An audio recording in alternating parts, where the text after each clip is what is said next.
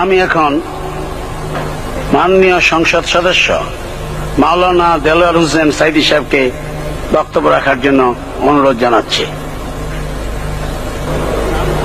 নাহমাদুহু ওয়া নুসাল্লি আলা রাসূলিহিল কারীম ওয়া আলা আলিহি ওয়া আসহাবিহি আজমাইন। আউযু বিল্লাহি মিনাশ শাইতানির রাজীম। বিসমিল্লাহির রহমানির রহিম।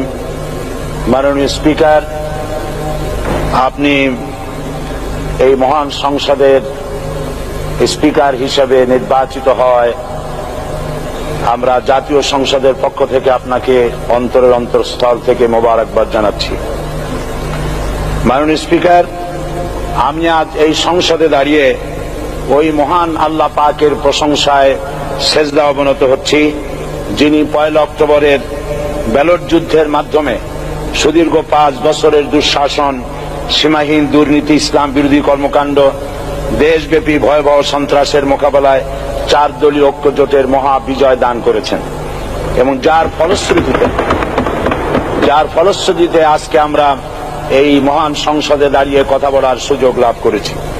মাননীয় স্পিকার, আপনার মাধ্যমে আমি আমার অন্তরের অন্তঃস্থল থেকে দেশবাসীকে ধন্যবাদ জানাই। বিশেষ করে আমার নির্বাচনী এলাকা পিরোজপুর, নাজিরপুর, ইন্দুরকানীবাসী ভাই বোনদের প্রতি কৃতজ্ঞতা জানাই, যাদের অক্লান্ত পরিশ্রমে এবং মূল্যবান ভোটের মাধ্যমে আমি নির্বাচিত হয়ে মহান সংসদের সদস্য হওয়ার সুযোগ লাভ করেছি। মাননীয় স্পিকার, বাংলাদেশের 13 কোটি মানুষকে যারা পরিচালনা করবেন, আজকে তারাই এই মহান সংসদে বসে আছেন।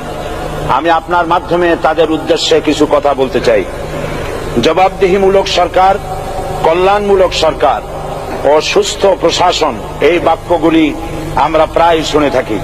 এই বাক্যগুলির অর্থ সরকার স্বৈরাচার নয়, বরং জনগণের কল্যাণে জনগণ নিকট দায়বদ্ধ সরকার, যা আব্রাহাম লিঙ্কনের ভাষায় by the people, for the people, of the people.